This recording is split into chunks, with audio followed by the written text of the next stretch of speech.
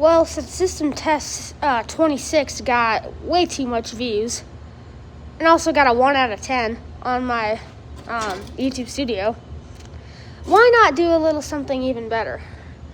Today I present to you new System Test 1.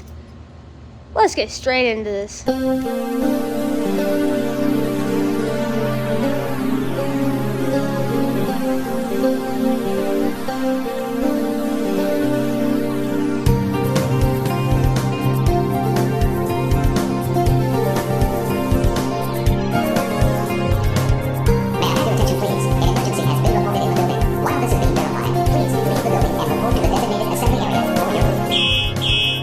Starting right off the bat, I guess I better mention,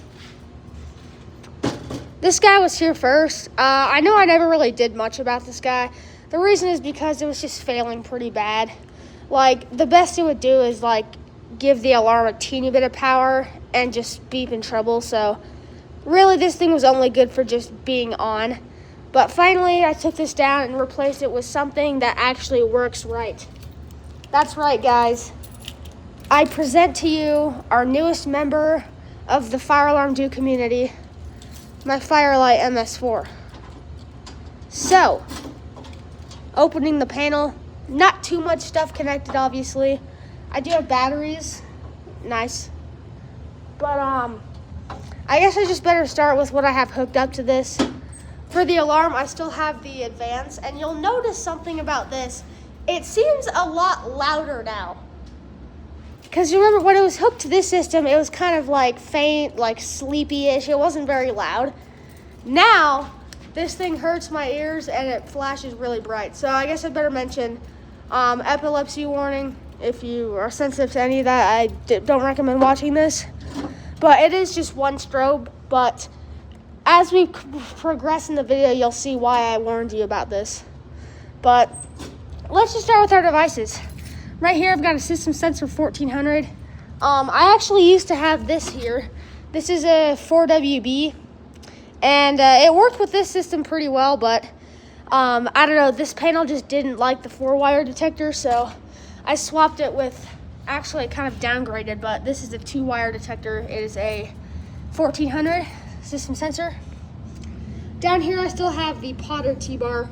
It's just RSG, but it's crappily mounted, I know. I just haven't gotten the time to fix it yet. But I will get some back boxes and get these all good to go. Kind of like how this one is, see the back box and this one.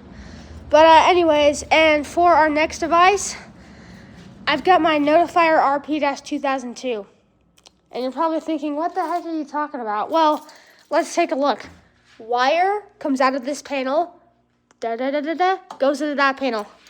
I think you know where I'm going with this, but that is correct. I've linked both of my fire alarm systems together, and I know I could technically do it with this panel, and the reason why is because I knew I was going to replace this panel soon, and I also knew that zones 2 through 4 were pretty unstable.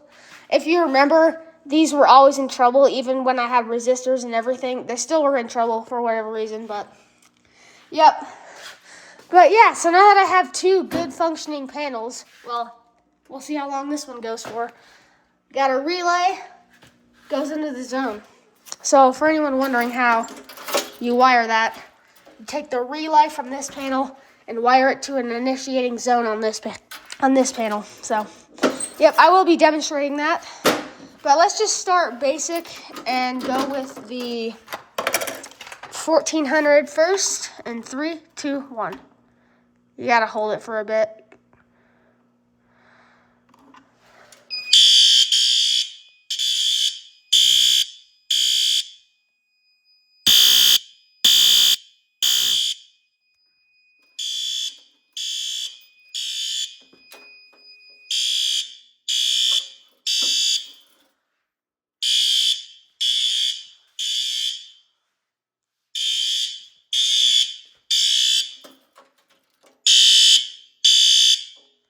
There you go.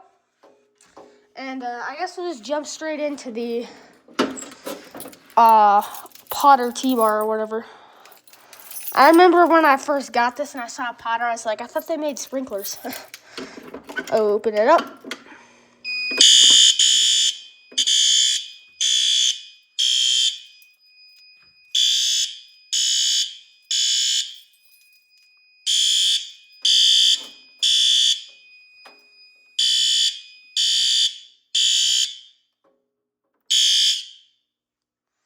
Yep.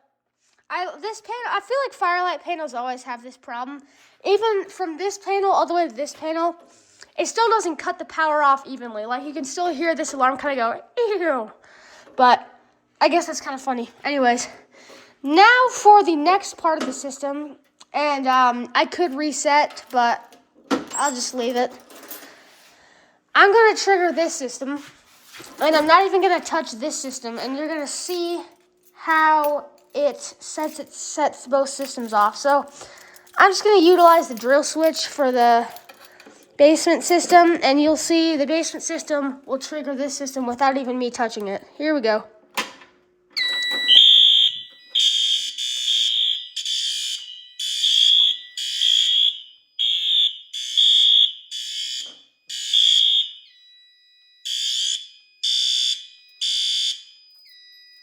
Uh-oh.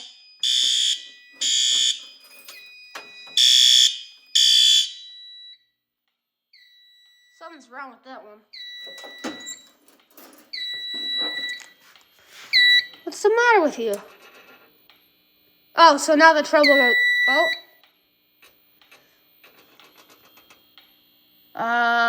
All right, I guess. Will it go away? Yes, it will. Wow. It's crazy. I've been having issues with that one. Well, so realistically, you have to reset this one first. These ones aren't linked back and forth, so if this one goes into alarm, it won't trigger this one. And the only reason I have it is because that's just like triple the alarms for this panel, and this panel's already getting pretty tired of it, so I only linked it from this to this, so that's why I can reset this one and still have this one in alarm. But anyways, as you can see, Zone 3 is the last one that does not have an alarm, and that's because I'm not using it right now. But I promise I will add some more stuff. All right. There you have it. And yes, these batteries are good. I'm not pulling the bypass. See, it does go into trouble. I've seen a lot of people do like battery bypasses, which I guess work if it's your own system, but I like doing it the right way. There you go. System all normal. There you go. Well, that's going to do it. Thank you guys for watching this. This is going to be new system test 1. Stay tuned for more videos. And I'll see you guys in the next one. Peace out.